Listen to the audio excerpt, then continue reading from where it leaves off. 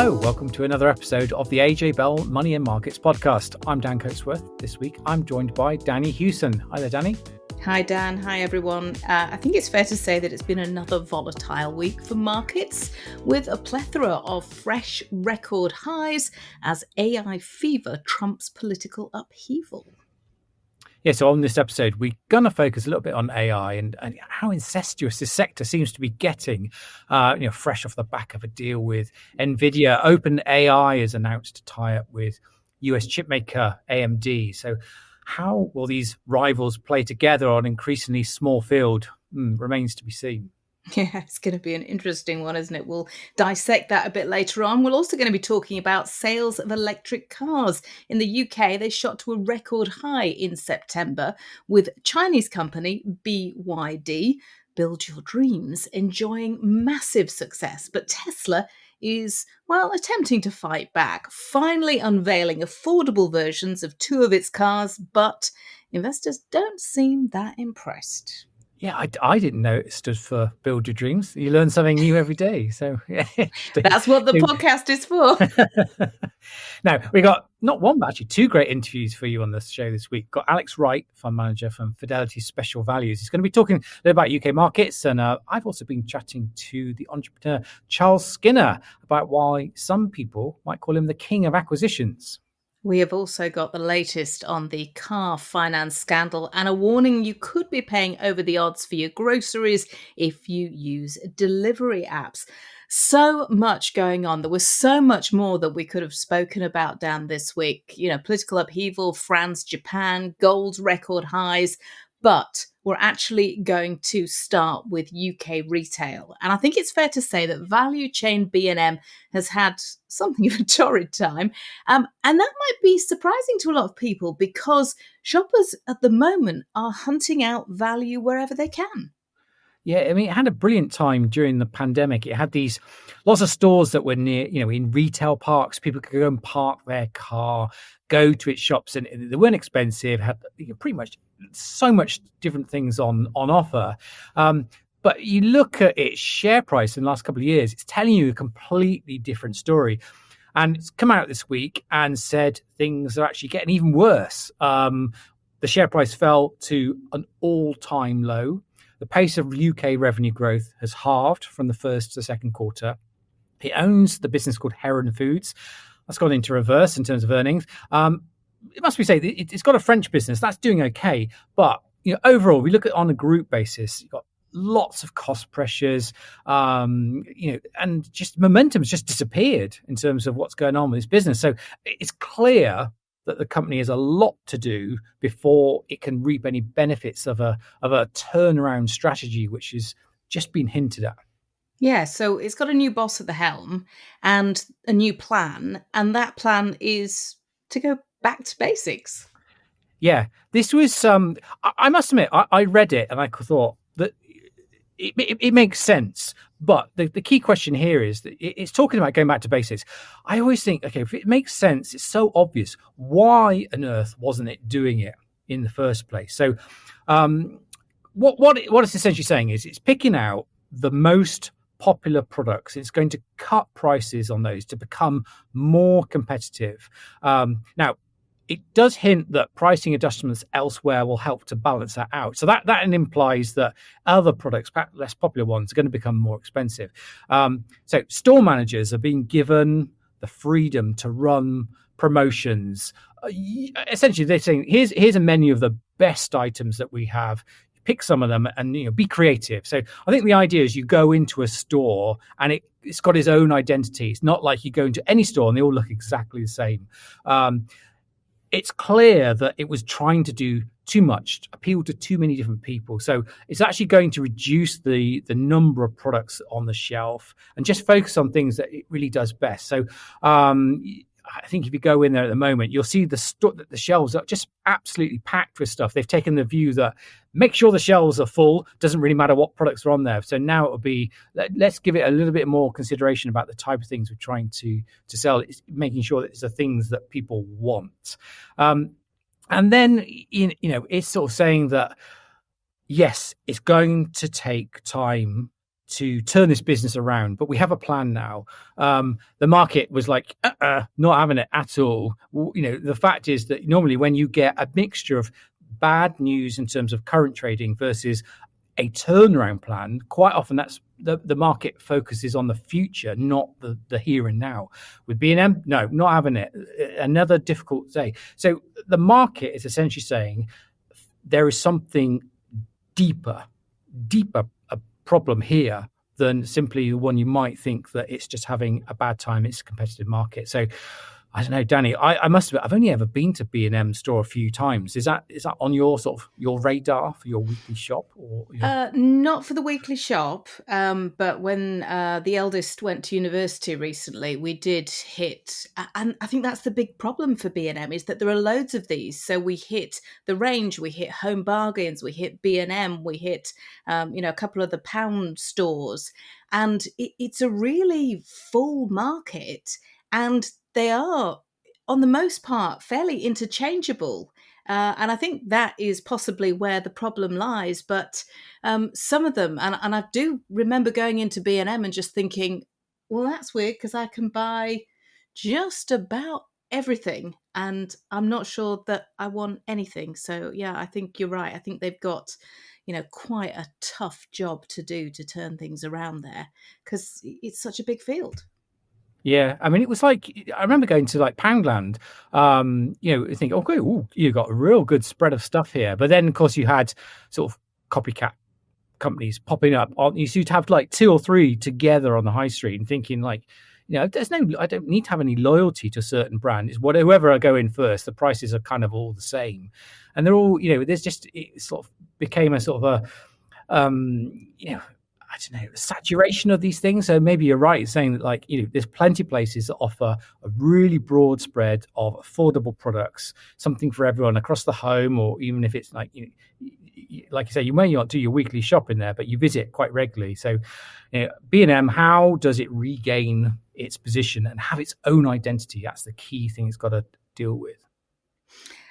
You've also got, of course, the middle aisle at discounters as well, just adding to some of the issues. And the fact that some of the supermarkets, I went into Morrison the other day, and it's sort of got a middle aisle type section as well. So there's a real sort of mishmash at the moment. It's really hard, as you say, to have an identity and to grab onto that brand loyalty.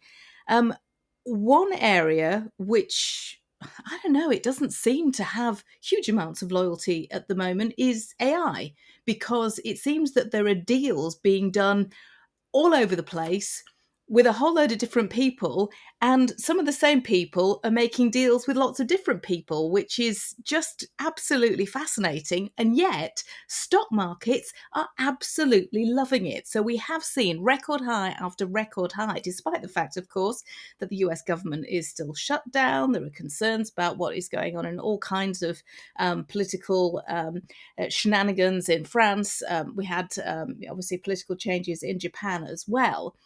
But AI is the fuel which has been igniting global stock markets. It's left some people a little concerned about the huge amount of cash that's being spent and the increasing connections between all the companies involved. And there was one big deal this week which sort of started us talking about this. And that was that OpenAI announced a multi-billion-dollar tie-up with chip giant AMD. Now, this is to build large-scale data centers, and it will allow OpenAI to buy 6 gigawatts of AMD's next generation processors, starting with a chip it launches next year. And this is hot off the heels of a deal that OpenAI had done with Nvidia. And I think lots of people sort of looked at this and were a bit taken aback. Now, neither company have disclosed the full cost, although AMD says it typically takes tens of billions of dollars to bring each gigawatt of computing capacity online. So, do the sums there. But one of the interesting things is that OpenAI will have the potential to acquire a rough 10% stake of AMD. So it could potentially give it the power to, steer the path of AMD. So, it becomes a part owner of the business as well as becoming a major client. But the one thing that I've seen a lot of people saying is that this suggests that just perhaps Nvidia isn't that unassailable AI darling that a lot of people have thought, and that actually other tech firms like AMD might have the chops to compete. But it is interesting because you've got to wonder what Nvidia makes of all of this after it recently struck its own deal with OpenAI, Dan. Yeah. So as we discussed on a previous podcast, Nvidia said it was going to invest $100 billion, casually, seemingly as Nvidia does, helping to finance data centers, ordering lots of chips. And so you're thinking, okay, this is like Nvidia's thinking this is looking sweet here. But the fact is that OpenAI then does a deal with AMD. It's like, okay, well, is that competition, or it's all very strange. But if you look at it, they're all intertwined in one way or the other. Microsoft has got a big stake in OpenAI, and it's also almost like you need to start building a little sort of spider web, seeing how they're all connected. And each week we just add another name or we move things around, and it's like, yeah. So what are they ultimately? Is it just like 5 or 6 companies here that are just basically funding each other? What if one part of this chain breaks? This is what people are worried about. These are gigantic numbers that are being sort of touted around. Won't go into any more detail now, but we have Russ Mould from AG Bell will be on the podcast next week, and I'm going to talk to Russ to try to make some proper sense of what's going on here. We've also got a fund manager who lives and breathes tech stocks. They're going to talk about AI. And then a week after that, we've got another fund manager who actually is taking a different view on it. So the aim here is to try and give a balanced view about why, on one hand, people are getting excited still about AI. And on the other hand, some of the things that you need to think about perhaps, and why you might be reading some slightly cautious opinions in the media. Certainly we've seen them over the last couple of weeks. They seem to be building. So it's a good excuse for you to put a note in your diary. Make sure you tune in to the next couple of podcasts. We'd love you to tune in every week anyway, but we've got some really interesting things coming up. And we actually had a really interesting guest last week talking about renewables. So if you didn't get a chance to listen to Jacqueline Brewers from Utilico, then it might be worth going back, because we actually had news this week that renewables overtook coal last year in terms of global energy supply. And of course, those big data centers that we were just talking about with regards to AI, they require a huge, huge amount of power. And not only that, we've got a huge switch towards electric vehicles, which again requires a huge amount of power, grid connections. And in September, we had a record number of EVs sold in the United Kingdom. And this was really interesting because sales of pure battery electric vehicles grew by almost a third to over 72,700 in September. Now, that's according to the Society of Motor Manufacturers.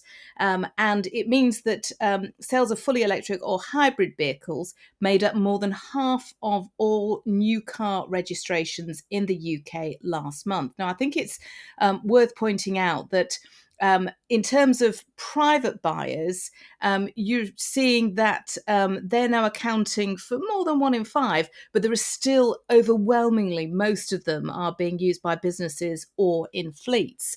But one figure really stood out to me when we were talking about electric vehicles, and that was 880%.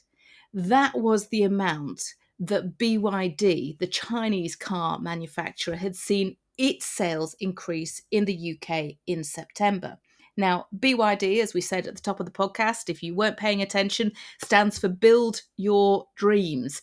And the one thing that they have been really good at doing is delivering lower cost electric vehicles. There is an electric vehicle that it does that's around the £20,000 mark, which is not exactly massively affordable, but far more affordable than many of the EVs that you see out there.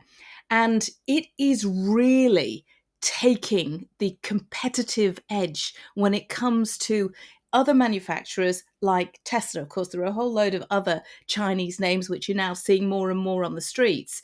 But it's interesting, of course, because there's been a lot of complaints, particularly from the United States, from European car manufacturers, that there are no tariffs on Chinese motor vehicles coming into the United Kingdom, which is one of the reasons that BYD is hoping to really push in terms of its competitive edge in the United Kingdom. It's really focusing on the United Kingdom because it's now its biggest market outside of China.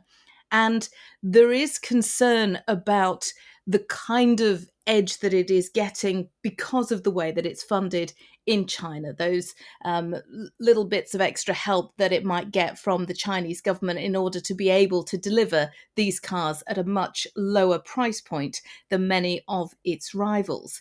And this is a particularly sore spot for Tesla, because, Tesla has been right at the front of the pack, really, for years and years and years. But it's had a really difficult 12, 24 months. Now, some of that, of course, is to do with Elon Musk, but a lot of it is to do with the fact that it doesn't have those lower price point EVs, or at least it didn't. But in the last 24 hours, it's updated the market finally with new lower price EVs that it's intending to bring to market. But Dan, I think it's fair to say that investors went a bit like, meh. That's exactly what they did. We knew that Tesla wanted to launch a more affordable version of at least one of its cars. And I think for exactly the reasons, Danny, that you've just explained, there's loads of competition and the prices are coming down. Tesla went from having first mover advantage to being actually, quite premium product. But I think people were going, well, is it for the extra, quality it seems to offer? Is it really worth it? Personally, I would love an electric vehicle. I still find the price point too high. And so everyone went, okay, let's see what Tesla's going to do. Is it going to magically offer something that will bring in a much bigger pool of potential customers? So share price sort of ticked high because there's some stuff on social media saying, counting down. We got some fancy sort of sneaky sort of teasing graphics to say we're making an announcement. Came out and said, here we go, Model Y, Model 3. We are knocking $5,000 off the price. Now, that seems like a big amount, but when they cost, looking at more than $40,000, this price cut was, it's just nothing really. People were expecting it to be significantly cheaper than what it's come out and said.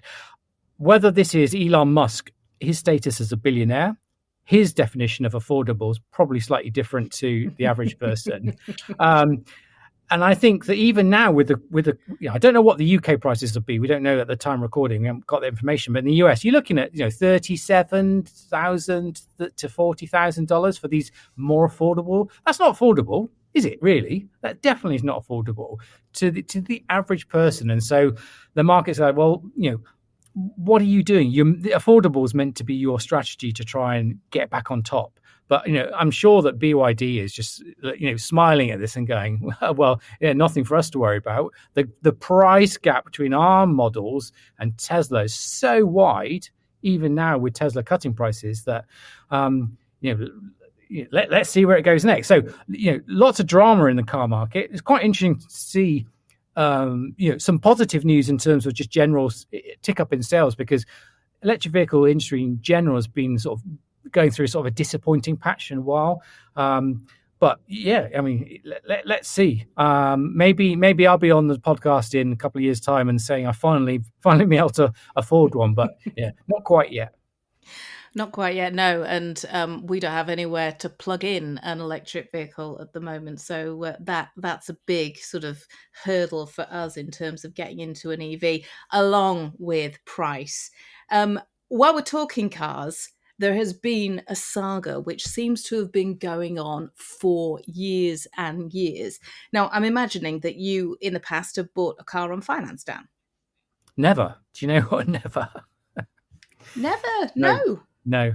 Always cheap. A cheap, but buy it outright. It's the same. I've always bought. When I buy a mobile phone, I much prefer to buy the handset than use a sort of a financing package. It's just I don't know why. It's just the way I am. There you see. So you know now that this podcast, it's not rehearsed in any way. It's completely off the cuff. I have bought all of my cars on finance. So this particular news story has been one that I have been following religiously because it's all connected to a mis-selling scandal. And we've just literally within the last 24 hours had an update from the Financial Conduct Authority, which has been looking into a potential redress scheme for people that it says have been missold. It comes off the back of a number of complicated court cases, which I am not going to go into here. But effectively, what the FCA have said is that there will now be a consultation on a plan to give compensation to millions of people. About 14 million people are expected to be eligible for this compensation, with the average amount to be around £700. Now, the time period has changed slightly, so it's between April 2007, November 2024. So the end date has been shifted along a little bit. And it is potentially the biggest mis-selling scandal since PPI, but I was looking at the reaction from some of the biggest car lenders this morning. We got the news after markets closed yesterday from the FCA. And I think it's fair to say that the industry probably has been quite relieved at the number put on this because it is lower than the FCA had originally been looking at, around 8 billion, 8.5 billion expected to be paid out. So we saw Lloyd's Banking Group, Close Brothers, Barclays shares all moving higher on Wednesday morning. So this suggests that markets and investors are saying, okay, well, we knew this was coming. The number put on it is lower than we had expected. These lenders have already set aside millions of pounds in order to deal with this, billions of pounds, in fact, in order to deal with this. So, it does suggest that investors want lenders now to draw a line under this. Certainly, consumer groups and the FCA are calling for these lenders just to accept this scheme, pay up, get it all done and dusted, and to move on. Now, we don't know yet whether or not lenders are going to do that, whether or not the FCA might change some of the numbers, but just in terms of consumers, if, unlike Dan, you bought a car on finance between 2007 and 2024 and you haven't already put in a complaint to your lender, then you would be wise to do so. Now, if you go to the FCA's website, they have a template letter that you can use. You just need to put in a number of details, including your registration of the car, when you took the loan out, who the loan was with. Some of those details I can't remember, so I'm going to be rifling through my old paperwork boxes in the coming days. But once you have done that, once the scheme is up and running, you will find out if you're eligible. And if you're eligible, you will then opt in and then you can get paid. Now, if you haven't done that after 6 months, these lenders, if the scheme does get up and running, then these lenders should contact you and tell you if you've been missold and then say, do you want to opt into the redress scheme? If you have gone with one of these claims management companies and you've already gone through them, you can actually exit that and do it yourself because it is free to do it yourself, but there could be an exit penalty.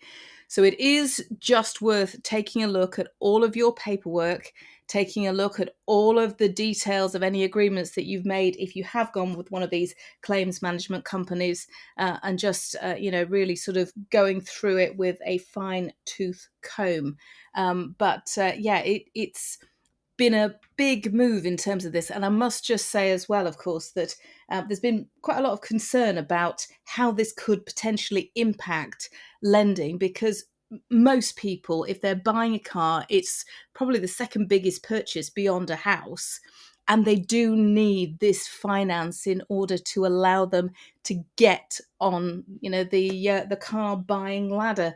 So it is important that this gets put behind these lenders. And of course, now we've got consumer duty. We know that the sector has changed considerably, but a big deal for this particular long-running saga. Thanks, Danny.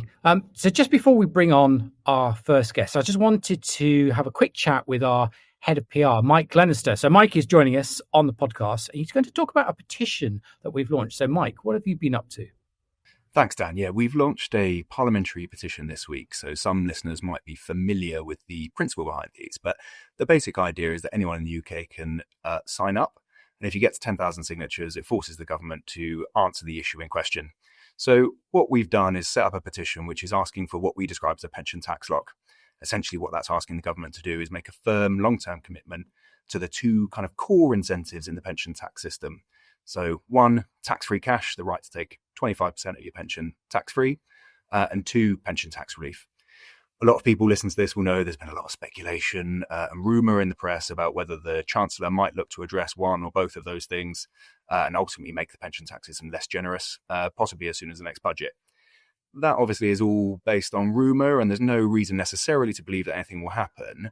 But we believe it would give people more certainty, more confidence to say for the future, if there were a firm commitment there from the Chancellor that they're not planning to reform either of those two key incentives. I think it must be frustrating for so many people to have, the potential for the pension system to be continuously changed. I think people just want it to be left as it is. They understand the rules, they know what to do. So I guess if someone is interested in having a look to see what's in this petition and what we're trying to achieve, so Mike, where would they actually go to get the information and to, if they wanted to sign on the dotted line?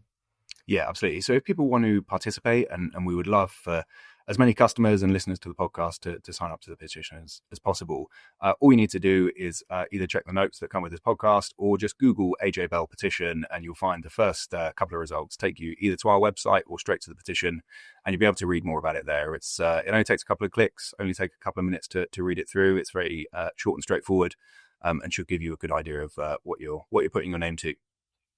Obviously, yeah, the more signatures we get, the more voice that hopefully we could have to actually for the government to listen to what we're trying to say, to take on board. And obviously, the key thing here is that we're trying to encourage the general public to have their say in matters. And we are the voice of the general public.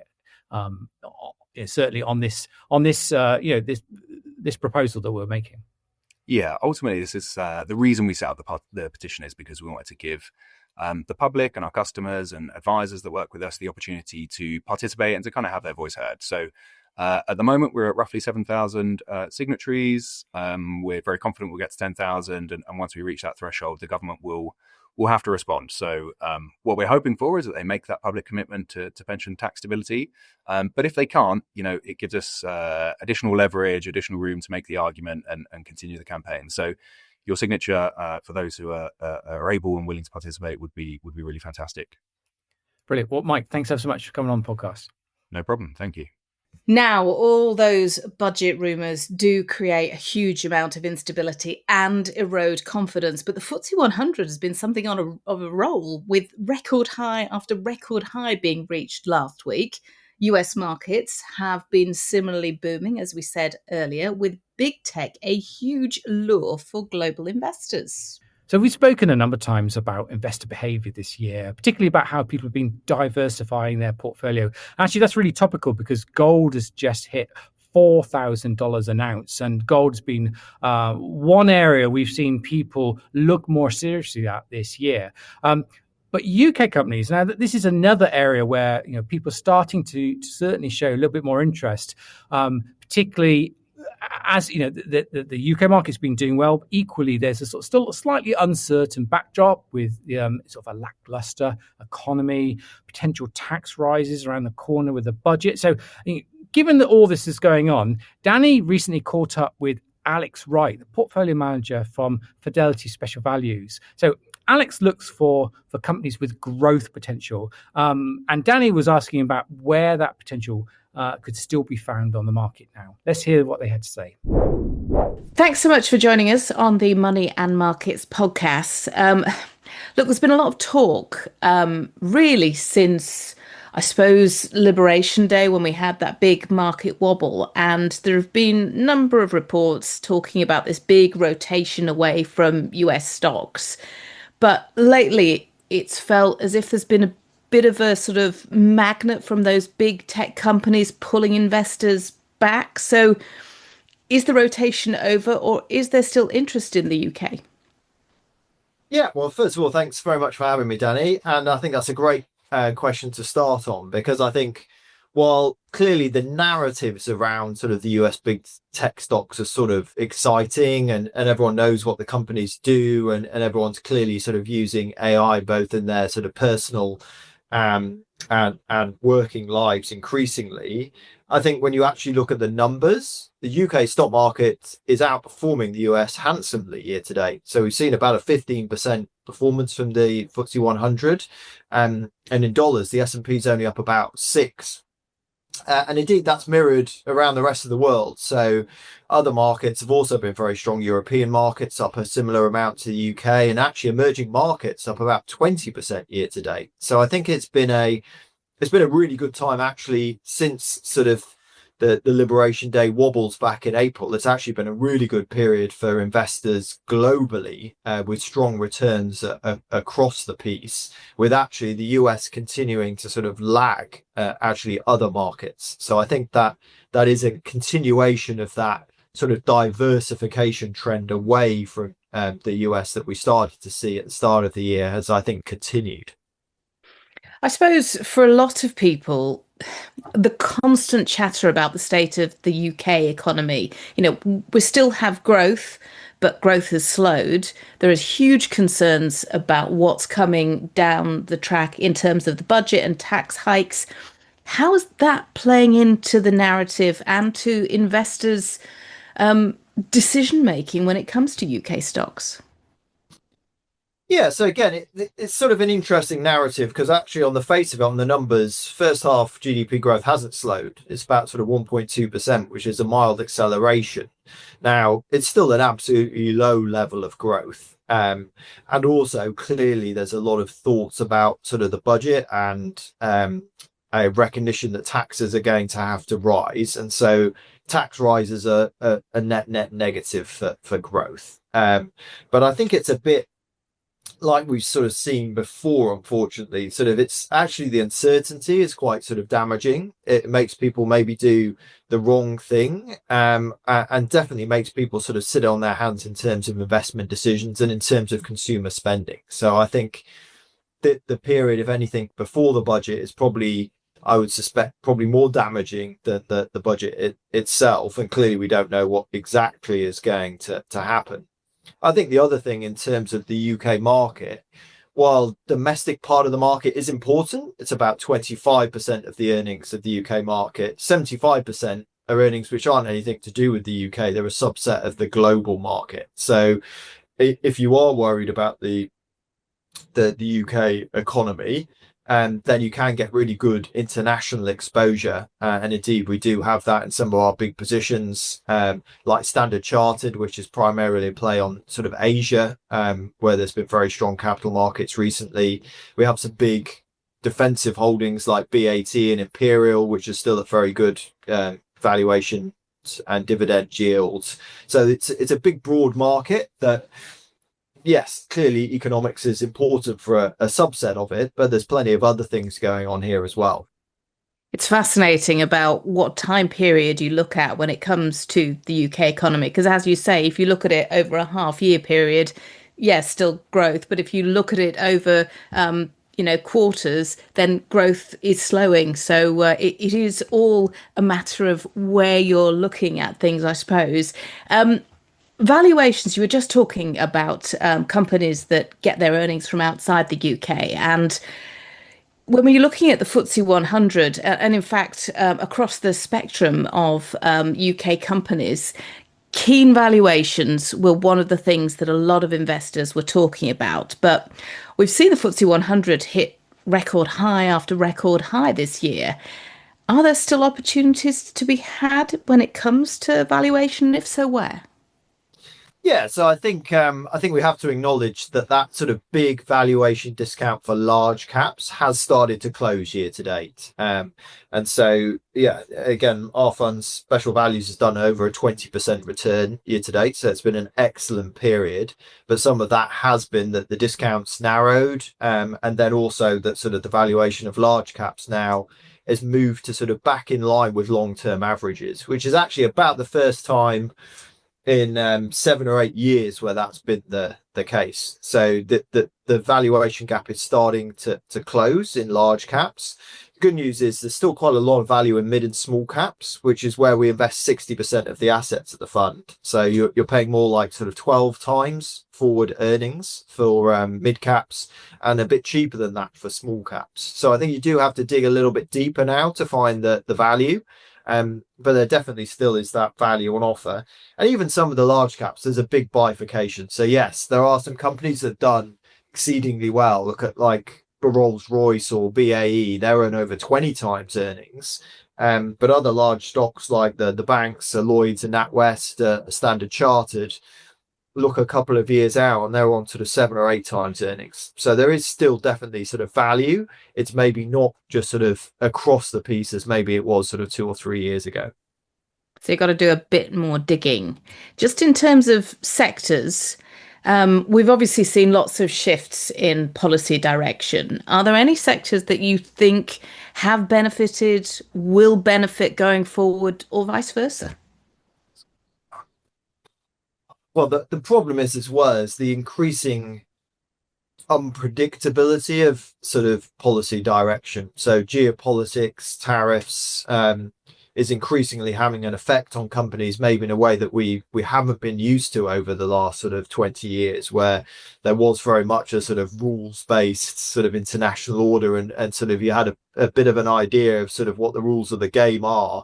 It's almost difficult to work out what the rules are, never mind sort of what the moves are. So I think it's a bit dangerous to try and sort of think about sort of who's doing better, who's doing worse, because things can change quickly.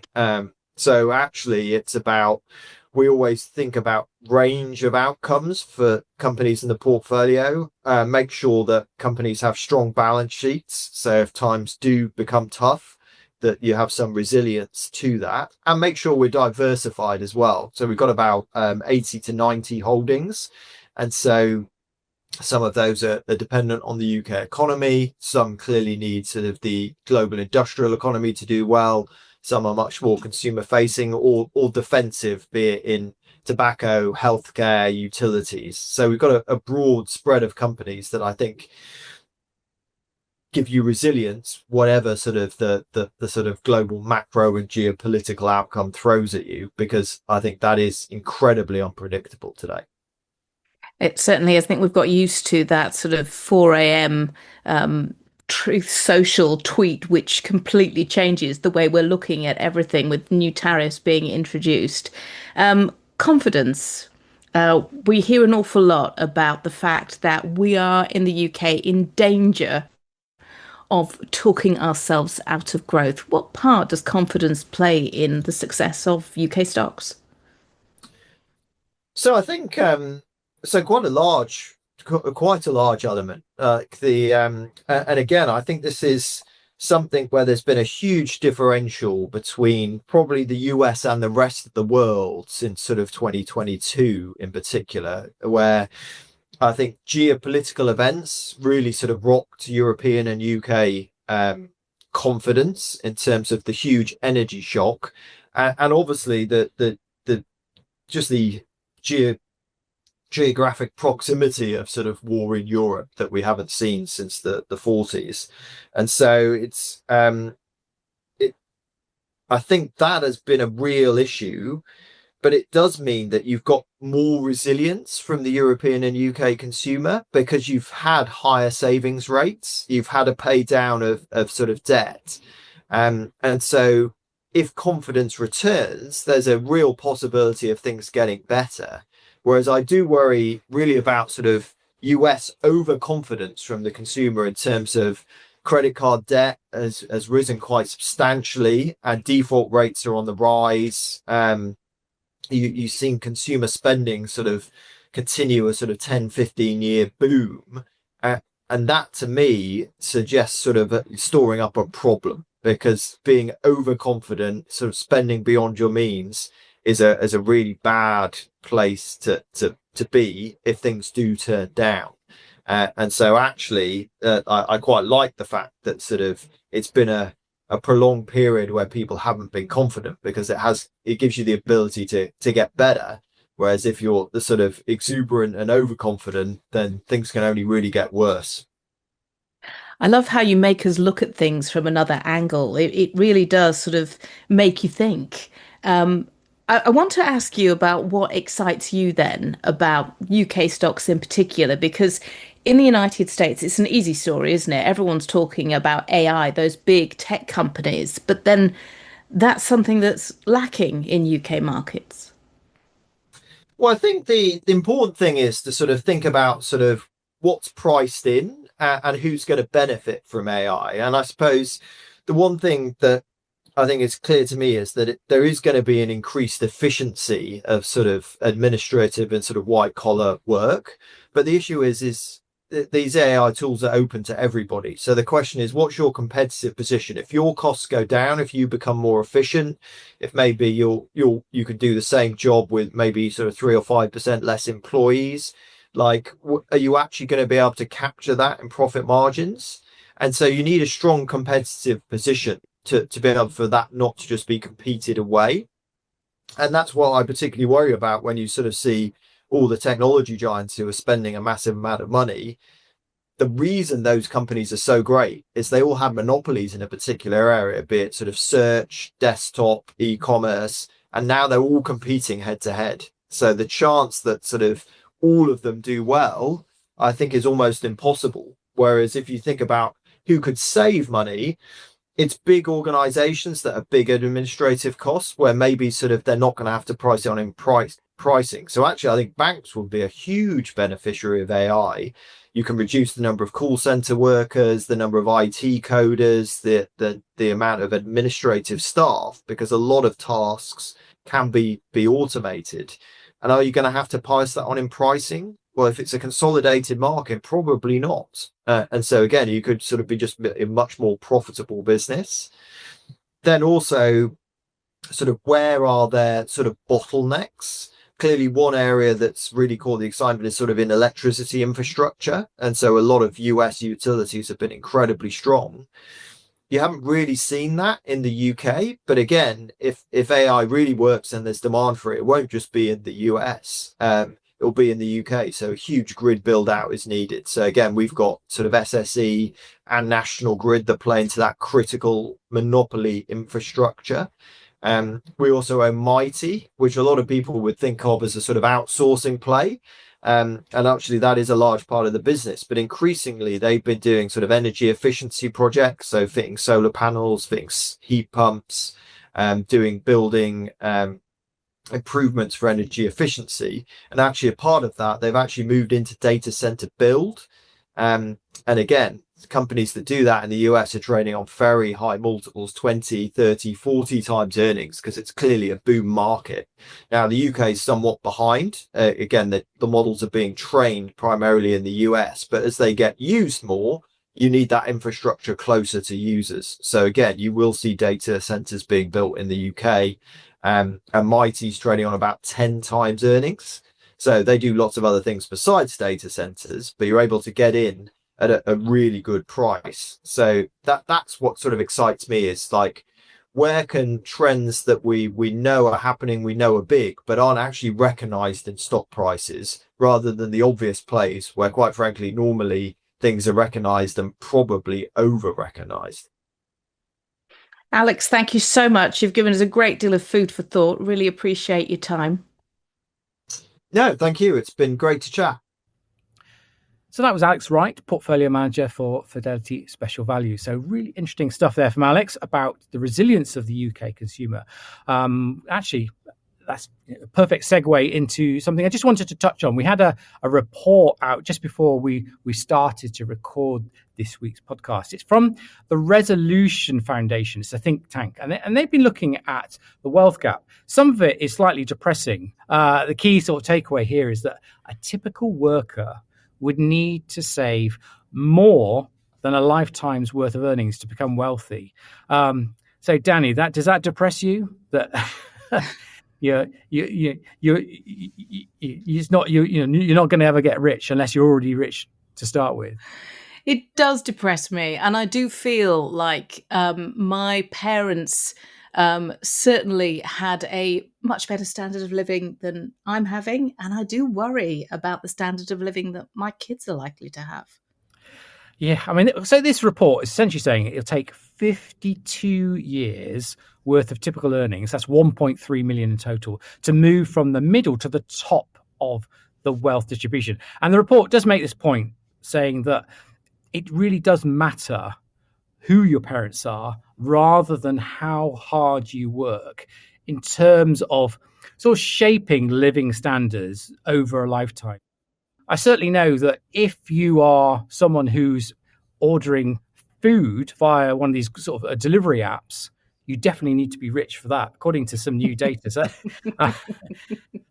Danny, I know that we were talking about this just before we were recording. Go on, tell us all about what's going on with these food things. Why do you need to be wealthy to click away and have it delivered to your house? Well, because Which has been taking a look at this, and it's found that if you are using delivery apps to get your groceries, you actually could be paying twice as much for some items as you would if you went into a store or you used that supermarket's own delivery services. So it's been comparing prices of up to 50 popular grocery items from 4 supermarkets, so Asda, Morrison's, Sainsbury's and Waitrose, against the 3 food delivery apps. It was also checking Tesco's Whoosh same-day home delivery service just to see how prices compared. And I suppose I wasn't really surprised that it was going to cost more to get these delivery apps to deliver some of these products,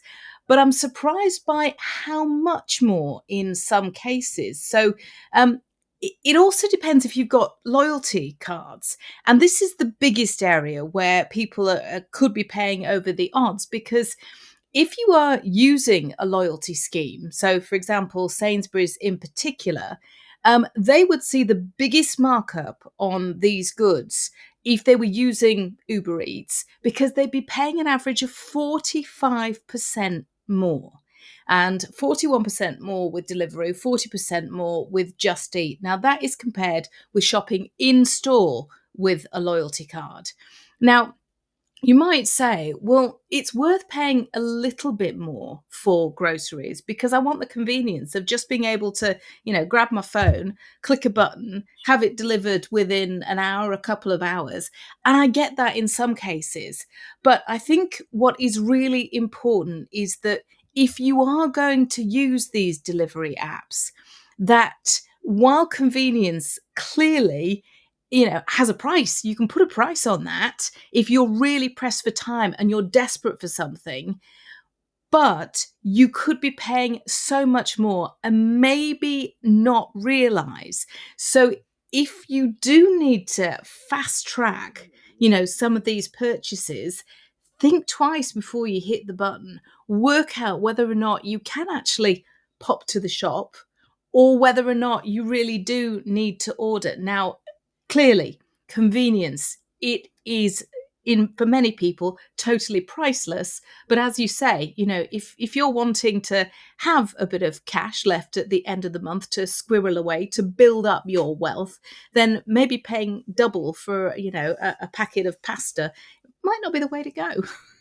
I know. It was like, I always think, go back, pre-pandemic, you get home from work, think, okay, I haven't got anything in the house. I'm just going to go to a convenience store, and you end up paying loads more there for your food. And it was little things like that. So during the pandemic, I realized I should really do a weekly shop, and you realize how much money you save.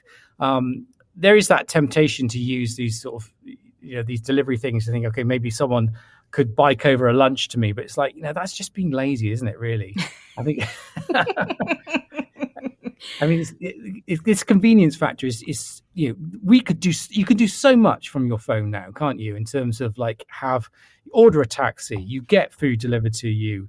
You can, you manage all your money. You can book, tickets, everything. You could even go and, I can even organize my finance and go out and buy an electric vehicle. But you do have to be careful, don't you, to not go overboard. My biggest issue, Dan, is that if I have failed to plot my weekly meal plan, and I do this and I write it on the board so everyone knows what's coming up for the next day.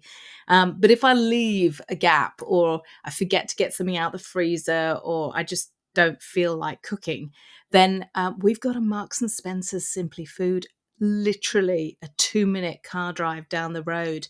And that is where I can suddenly find myself spending way, way, way too much money, because you go in and you're like, ooh, that looks really nice, and that looks really nice, and I'll have one of those as well. Yeah.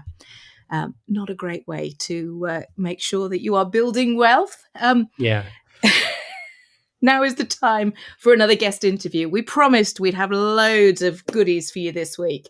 He helped increase the value of Brandon Hire 30-fold and Restore by 40 times. It is really easy to see why Charles Skinner has earned a reputation for being the go-to man to help companies grow through acquisitions. He's now got a book out called Buy, Run, Build. Dan recently caught up with him to talk about his experiences. Let's hear what he had to say. I wanted to start our conversation by just touching on, there's an absolutely brilliant story in your book about a failed venture loading CDs onto iPods. Whilst we're talking about your success, I think it's a really nice way to start. Can you just run through that story really quickly about what you learned from it? Well, that was an interesting one. It was just after the dot-com bust, and I was given an iPod, and I thought, well, how do I download all my stuff onto this? And I thought, this is, I can spend all weekend putting my CDs onto my iPod, instead of which I took a couple of other people, including my wife, to work out how we could do that, take away 200 CDs for people, put it on there, and put it on their iPod. So it's time saving, seems to be a great thing. We did it. We agreed that because all the dot-com had been so crazy, we'd only have 2 meetings, and that if we didn't make any revenues after 2 meetings, we weren't going to do it. It went off really well, and then we ran into the music lawyers, who basically pounced, and we said, you'll be handing the market to Apple, but they said, we don't want you as part of the business model. And you just go, okay, well, we put in a bit of effort to this. We think it was going to work, but life is too short to have a side hustle where you've got legal arguments with the music industry. But generally, it's not something which I do a lot, which that was the only time I absolutely started a business at the kitchen table. And it was a side hustle rather than anything else, because I was running Brandon Hire at the time. And that sort of made me, I was always aware that it's difficult to start a business from the kitchen table, but that doesn't mean you can't be entrepreneurial in your outlook in business. Yeah, because I'd say that in the book, you talk about the concept of being an entrepreneur. And I think that most people will think, okay, that to be an entrepreneur, you have to come up with an idea and you create a business from scratch.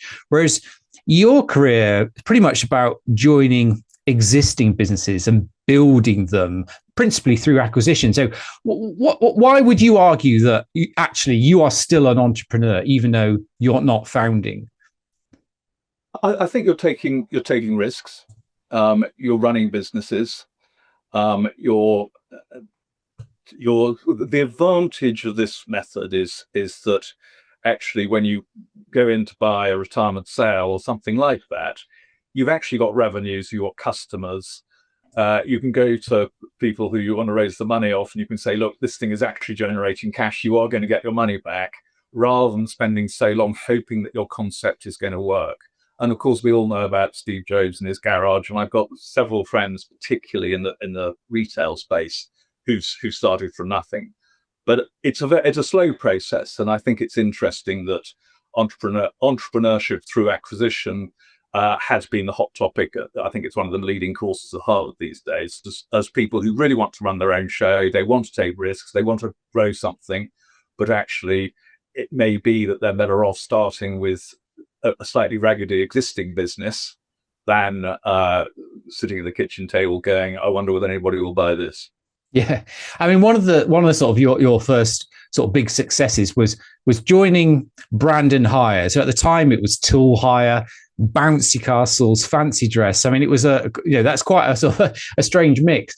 How did you turn that business from one that was worth 3 million when you joined it to one where actually you sold it for £100 million? It was really it was partly about focus.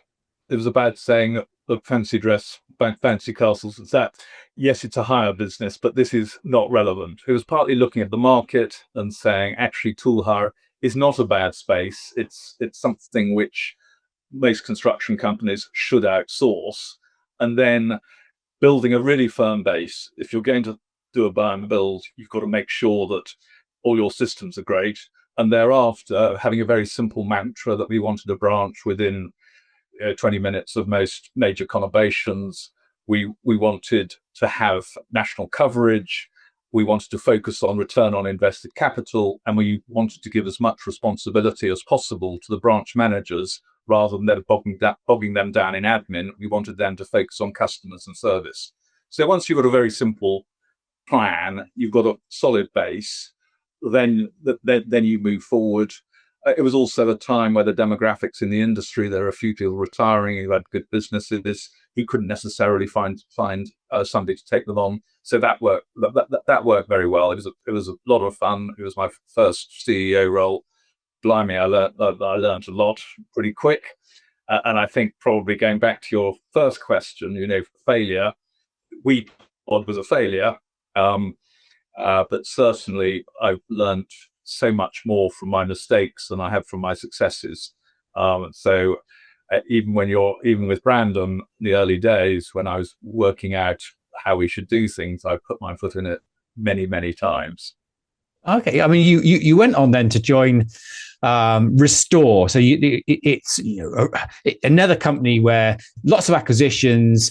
It's traded on the stock market. It's one of AIM's biggest success stories. So what's the sort of the trick to making acquisitions and doing them well? Because I figure there's plenty of examples of companies that go out, they buy other businesses, but they then either fall flat on their face, they've paid too much, or they just encountered sort of perhaps problems, different cultures. How have you managed to do it so well? Well, it's very nice of you to say that I do it well, and you very kindly glided over a failure I had in 2007 running a business called Johnson Service Group. The Restore story was really quite interesting because it was basically a bust shell on the market, and I could see that inside this bust business was a very nice business, records management, which still remains the core activity of Restore today. The business was called Mavin Wood. I identified it. I was out of work, having failed at Johnson, and I wrote to the main shareholder and said, "This is a complete muddle. Can I come and run it? Because I've got a cunning plan." And then we had a year of hell where we were indebted to the banks. The first thing I did every morning was look at the bank balance. There were 2 or 3 months in which, even though I wasn't the majority shareholder, I couldn't afford to be paid. But then, having got rid of all the rubbish, it was then about focus and going, this records management business is a real gem. The market is in need of consolidation. I still had a bit of a track record with the city from the Brandon days, so I could go to some institutional investors and say, here is my plan. this business is a really exciting business. There's one main player in it. The rest of it is wholly fragmented. The main player is a US multinational. We can take them on. And then having focused on that, then that started getting rolling. And then we realized, well, if you're storing people's documents, you should be scanning them. So we had a small scanning business, which we increased in scale. So we're now the biggest scanner in the UK. Similarly, you look at shredding, you go, okay, so we dipped our toe into the shredding market in about 2012, a joint venture with some quite tricky partners. So we got a feel for that. Along the way, we'd also ended up buying an office removals business because they had a lot of boxes. And then you get things like, I was with the office removal business, I was going around the back of the site to see who was having a fag, whether anybody bothered to tidy anything up. And I kept on finding old IT equipment. So I thought, well, hang on, that must be something. So then rather than start up a business, again, we bought a little business turning over 2 or 3 million, which was doing IT recycling. We learned how it worked. And then 2 or 3 years later, we started expanding that. And today we're the biggest IT recycler in the UK. So that's that. And we tend to acquire businesses because I like businesses which have got a solid customer base, which when you buy them, that's unless you foul up, those people are going to hang around with you. So I mean it sounds fairly simple, and it probably is. Yeah, I mean you left Restore, and then the business seemed to lose its way. Now you're back. So what actually went wrong there? I'm a huge fan of locking power and responsibility together and driving as far down the organization as possible. Give people responsibility, they'll do great things. I think there was a cultural shift. When I left Restore, we had 7 people at head office for a 2,500 person national business. I came back, there were over 50. And that meant that a lot of the decisions were being driven up to head office. The operations were being given responsibility to deliver their numbers, but they weren't given the power. So there was just a change in management culture to one which our people weren't familiar with. They found it was frustrating for them. It drove up a lot of unnecessary cost. And I think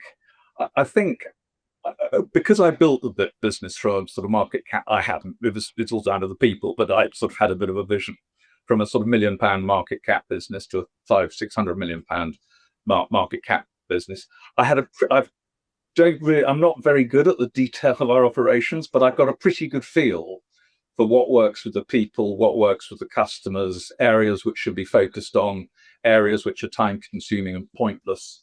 So so it was fortunate for me that I had relationships with our people. I had a fairly clear idea of what was needed to put it back on track. And over the last 2 years, these things are never easy, but it's been a lot of fun, and it's been great working with the people who built the business when I was here first. Charles Skinner there, and do hunt out his book. As Dan says, it should be available in about a week's time. I know I saw it available to pre-order. That is it for this episode. As we said earlier, it's a bumper one, and if you normally take your dog for a walk when you're listening to this podcast, I bet the dog is now ready to go home. But we could have done another hour with all the markets news around, and I think talking about the amount of markets news that we've covered, this is the perfect moment, Dan, to wish you a happy birthday. Not you, but the AJ Bell Money and Markets podcast, which is celebrating its 7th anniversary. Yeah, 7 years, pretty good, isn't it? So Laura and I had an amazing idea, October 2018, to see if we can sit down in a room and talk about personal finance, investing, and just general money related stuff. And it seemed to work out okay, and we've done it ever since. We've had some absolutely brilliant people on the podcast. The presenters have been very consistent. Danny, you've been there for 5 years of that. So 7 years. Yep. Yeah. So I mean, it's like, so we just want to say thank you ever so much for anyone who's appeared as a guest on the show. You've all been absolutely brilliant. But most important, thank you for everyone to listen. We literally have thousands and thousands of people listening to this podcast every week. And we hope you like it. And we hope we're here for another 7 years at least to come. Appreciate there's lots of choice in the market, but let us know if you like it, how, or ideas for us to do different things, do things better. It's podcast@ajbell.co.uk is the email. But yes, thank you very much. I'm going to say 7 years in, happy birthday to the podcast. Yeah, and remember, lots of people won't have found us yet. So do make sure that you like, subscribe, and leave a comment wherever you listen to the pod.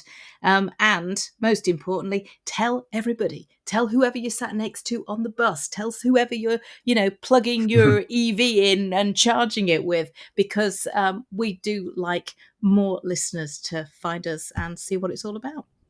Brilliant. Well, don't miss next week's show. We've got loads of really good stuff. So, Danny, I know you're going to be talking to James Flintoff from AJ Bell's investment team. What about AJ Bell's funds and how they've been getting on? I'll be talking to Russ Mould about AI and whether we're within a bubble or not.